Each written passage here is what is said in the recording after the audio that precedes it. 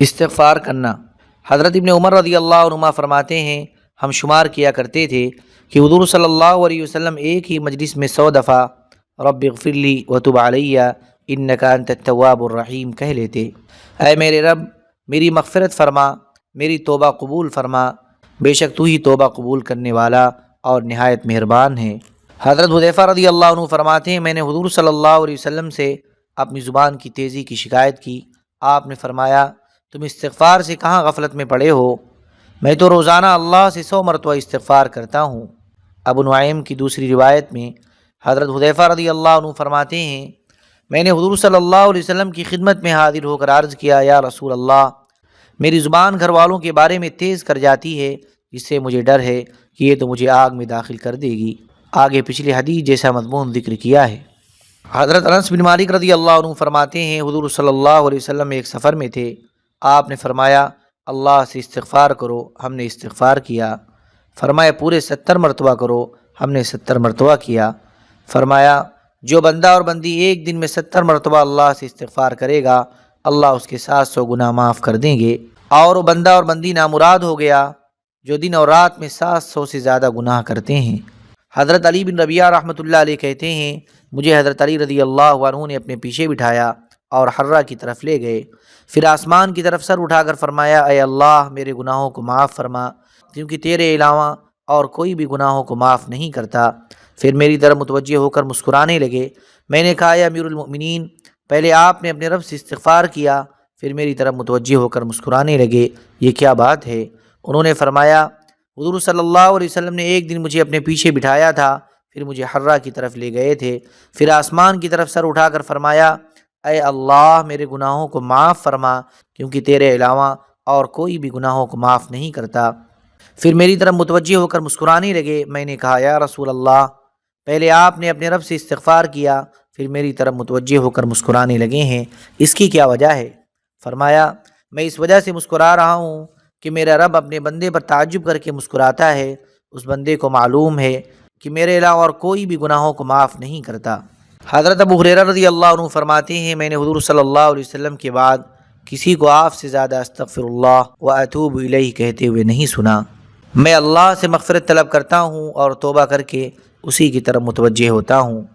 حضرت محمد بن عبداللہ بن محمد بن جابر بن عبداللہ رحمۃ اللہ علیہ اپنے والد حضرت عبداللہ رحمۃ اللہ علیہ سے نقل کرتے ہیں، وہ اپنے دادا حضرت جابر بن عبداللہ رضی اللہ عنہ سے روایت کرتے ہیں کہ ایک آدمی نے حضور اقدس صلی اللہ علیہ وسلم کی خدمت میں حاضر ہو کر 2 یا 3 مرتبہ کہا ہائے میرے گناہ، ہائے میرے گناہ۔ حضور صلی اللہ علیہ وسلم نے فرمایا یہ کہو اللہم مغفرتک اوسع من ذنوبی ورحمتک ارجع عندی من عملی، اے اللہ تیری مغفرت میرے گناہوں سے زیادہ وسعت والی ہے اور مجھے اپنے عمل سے زیادہ تیری رحمت کی امید ہے۔ اس نے یہ کہا، حضور صلی اللہ علیہ وسلم نے کہا دوبارہ کہو، اس نے دوبارہ کہا، حضور صلی اللہ علیہ وسلم نے کہا پھر کہو، اس نے پھر کہا، حضور صلی اللہ علیہ وسلم نے کہا اٹھ جا، اللہ نے تیری مغفرت کر دی ہے۔ حضرت عمر رضی اللہ عنہ نے ایک آدمی کو یہ کہتے ہوئے سنا استغفر اللہ و اتوب الیہ، میں اللہ سے مغفرت طلب کرتا ہوں اور اس کے سامنے توبہ کرتا ہوں۔ فرمایا تیرا بھلا ہو، اس کے پیچھے اس کی بہن کو بھی لے آ، اور وہ یہ ہے فاغفر لی وتب علی، تو میری مغفرت کر دے اور میری توبہ قبول فرما۔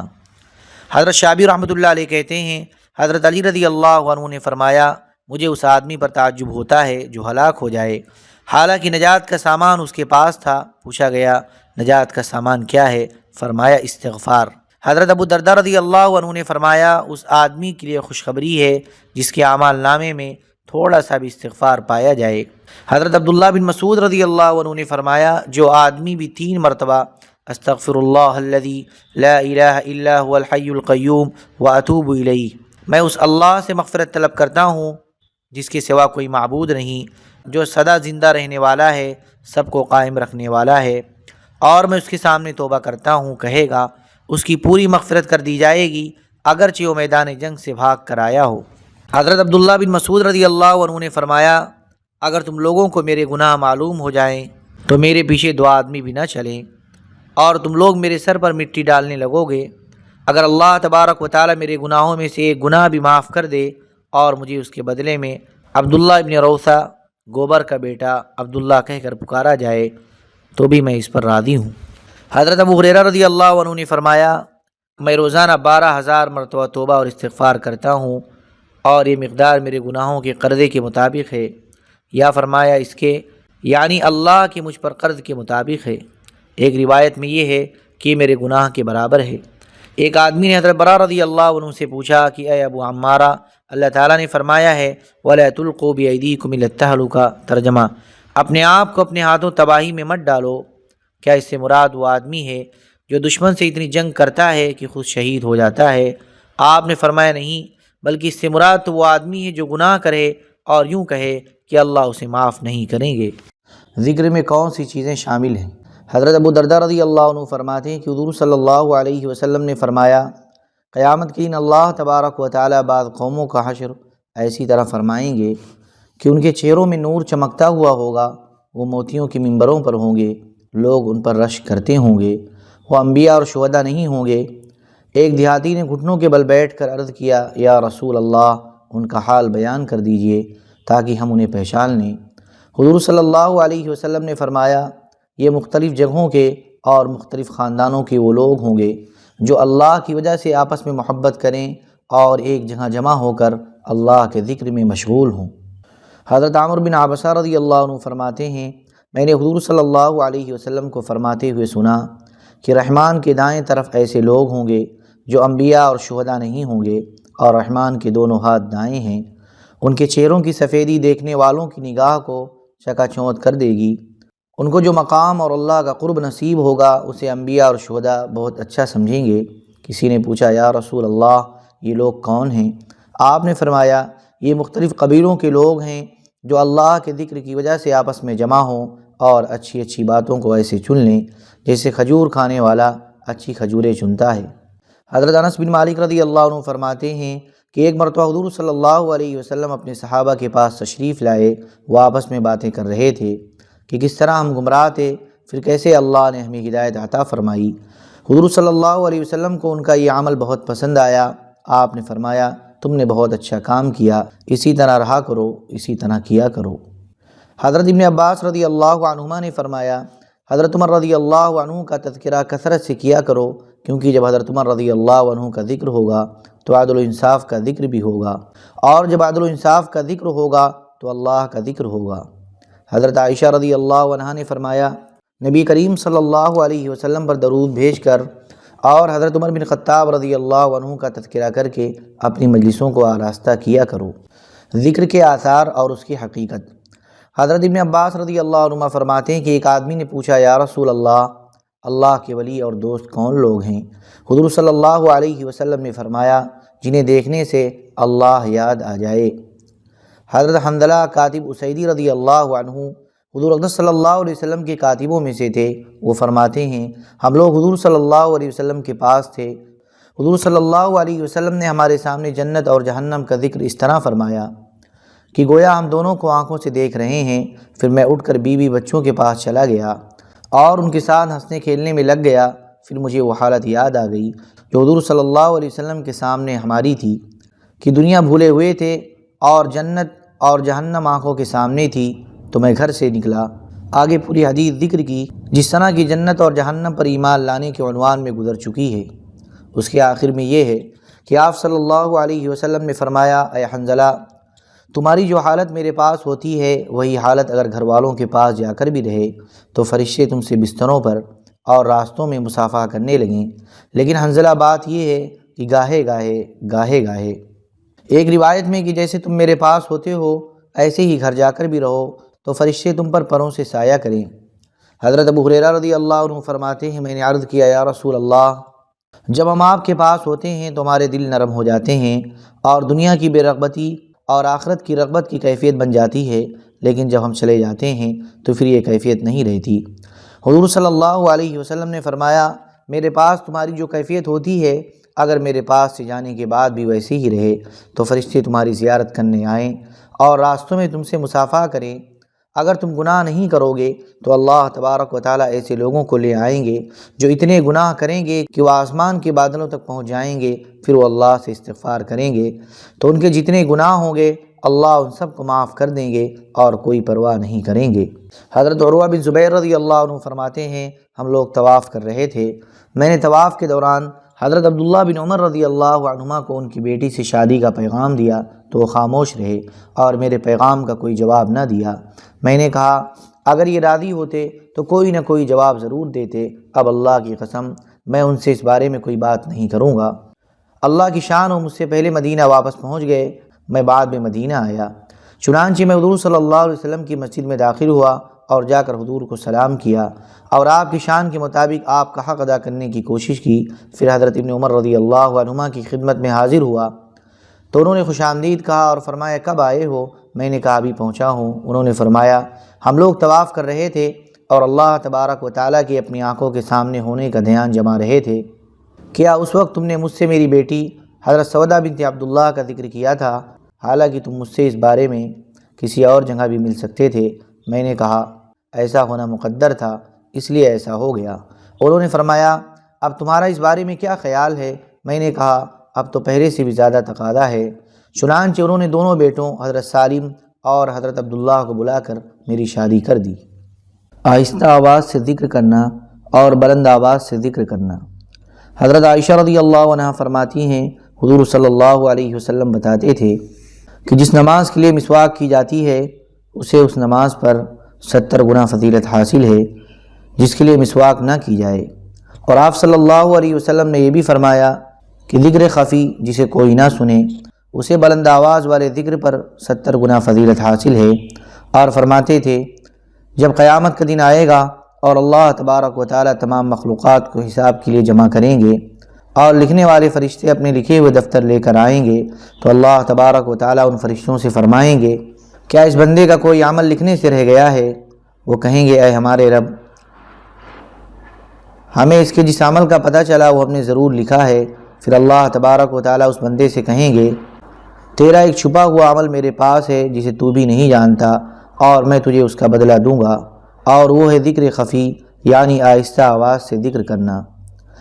جابر رضی اللہ عنہ فرماتے ہیں ہم نے جنت البقیع میں آگ کی روشنی دیکھی تو ہم وہاں گئے تو دیکھا کہ حضور صلی اللہ علیہ وسلم قبر میں اترے ہوئے ہیں اور فرما رہے ہیں مجھے یہ آدمی دو۔ چنانچہ انہوں نے قبر کے پاؤں کی طرف سے وہ جنازہ دیا، میں نے دیکھا تو یہ وہ صحابی تھے جو اونچی آواز سے ذکر کیا کرتے تھے۔ حضرت ابن اسحاق رحمۃ اللہ علیہ کہتے ہیں مجھے حضرت محمد بن ابراہیم تیمی رحمۃ اللہ علیہ نے یہ قصہ سنایا کہ حضرت عبداللہ رضی اللہ عنہ قبیلہ مزینہ کے آدمی تھے اور وہ ذوالبجادین یعنی 2 چادر والے کہلاتے تھے۔ وہ یتیم تھے اور اپنے چچا کی تربیت میں تھے اور وہ چچا ان کے ساتھ بہت اچھا سلوک کرتا تھا۔ ان کے چچا کو یہ خبر ملی کہ حضرت عبداللہ مسلمان ہو گئے ہیں۔ اس نے جو کچھ حضرت عبداللہ کو دے رکھا تھا وہ سب ان سے چھین لیا اور انہیں بالکل ننگا کر کے نکال دیا۔ وہ اپنی والدہ کے پاس آئے تو اس نے اپنی ایک دھاری دار چادر کے 2 ٹکڑے کر کے انہیں دیے۔ انہوں نے ایک ٹکڑے کو لنگی بنا کر باندھ لیا اور دوسرے کو اوڑھ لیا۔ پھر وہ حضور اقدس صلی اللہ علیہ وسلم کی خدمت میں آ گئے۔ حضور صلی اللہ علیہ وسلم نے فرمایا آج سے تم عبداللہ ذوالبجادین ہو اور تم میرے دروازے پر پڑ جاؤ۔ چنانچہ وہ حضور صلی اللہ علیہ وسلم کے دروازے پر پڑ گئے اور وہ اونچی آواز سے ذکر کیا کرتے تھے۔ حضرت عمر رضی اللہ عنہ نے کہا کیا یہ ریاکار ہے؟ حضور صلی اللہ علیہ وسلم نے فرمایا نہیں، یہ تو آہیں بھر کر رونے والوں میں سے ایک ہیں۔ حضرت تیمی رحمۃ اللہ علیہ فرماتے ہیں کہ حضرت ابن مسعود رضی اللہ عنہ بیان کیا کرتے تھے کہ میں غزوہ تبوک میں ایک دفعہ آدھی رات کو کھڑا ہوا تو میں نے لشکر کے ایک کونے میں آگ جلتی ہوئی دیکھی۔ میں وہاں گیا تو دیکھا حضور صلی اللہ علیہ وسلم اور حضرت ابو بکر اور حضرت عمر رضی اللہ عنہما تشریف فرما ہیں اور حضرت عبداللہ ذوالبجادین کا انتقال ہو چکا ہے اور لوگ ان کی قبر کھود چکے ہیں اور حضور صلی اللہ علیہ وسلم ان کی قبر میں اترے ہوئے ہیں۔ جب ہم انہیں دفن کر چکے تو حضور صلی اللہ علیہ وسلم نے فرمایا اے اللہ میں اس سے راضی ہوں، تو بھی اس سے راضی ہو جا۔ حضرت عقبہ بن عامر رضی اللہ عنہ فرماتے ہیں ایک آدمی جنہیں ذوالبجادین کہا جاتا تھا ان کے بارے میں نبی کریم صلی اللہ علیہ وسلم نے فرمایا بے شک یہ آہیں بھر کر رونے والا ہے، اور یہ اس وجہ سے فرمایا کہ وہ تلاوت قرآن، دعا اور اللہ کا ذکر کثرت سے اونچی آواز سے کیا کرتے تھے۔ ذکر اور تسبیحات کو گننا اور تسبیح کا ثبوت۔ حضرت صفیہ رضی اللہ عنہ فرماتی ہیں حضور صلی اللہ علیہ وسلم میرے پاس تشریف لائے، میرے سامنے 4000 گٹھلیاں پڑی ہوئی تھیں جن پر میں سبحان اللہ پڑھ رہی تھی۔ حضور نے فرمایا کیا میں تمہیں اس طرح سبحان اللہ پڑھنا نہ بتاؤں جو تمہارے اب تک کے سبحان اللہ پڑھنے کی مقدار سے زیادہ ہو؟ میں نے کہا ضرور بتائیں۔ فرمایا سبحان اللہ عدد خلقہ، اللہ کی مخلوق کی تعداد کے برابر سبحان اللہ۔ حاکم کی روایت میں ہے سبحان اللہ عدد ما خلق من شیء، اللہ نے جو کچھ پیدا کیا اس کے برابر سبحان اللہ۔ جامع اذکار کے عنوان میں بھی کچھ اذکار گزر چکے ہیں۔ نبی کریم صلی اللہ علیہ وسلم کے آزاد کردہ غلام حضرت ابو صفیہ رضی اللہ عنہ کے بارے میں آتا ہے کہ ان کے سامنے چمڑے کا ایک بچھونا رکھا جاتا اور ایک ٹوکرا لایا جاتا جس میں کنکریاں ہوتیں، وہ ان پر زوال تک سبحان اللہ پڑھتے رہتے، پھر اسے اٹھا لیا جاتا، پھر جب ظہر پڑھ لیتے تو پھر شام تک سبحان اللہ پڑھتے رہتے۔ حضرت یونس بن عبید رحمۃ اللہ علیہ اپنی والدہ سے نقل کرتے ہیں، وہ کہتی ہیں کہ میں نے مہاجرین کے ایک آدمی حضرت ابو صفیہ رضی اللہ عنہ کو دیکھا کہ وہ گھٹنیوں پر تسبیح پڑھ رہے تھے۔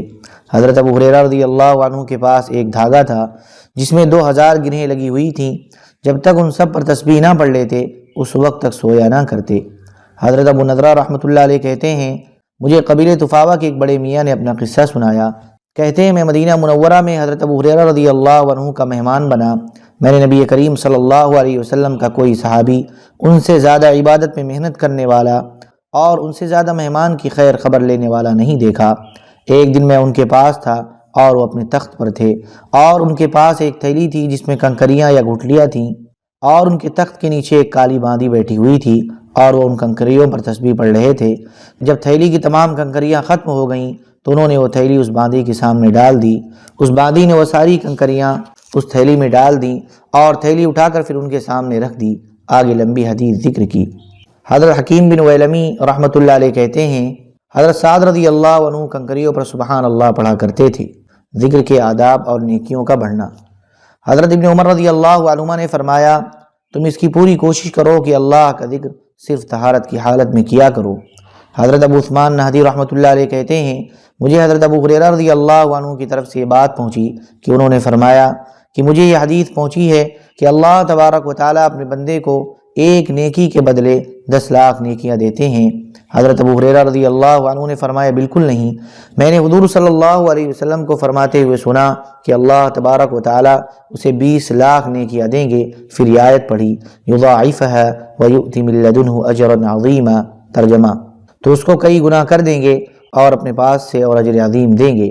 پھر حضرت ابو ہریرہ رضی اللہ عنہ نے فرمایا جب اللہ تبارک و تعالیٰ اسے اجر عظیم کہہ رہے ہیں تو اس کا اندازہ کون لگا سکتا ہے؟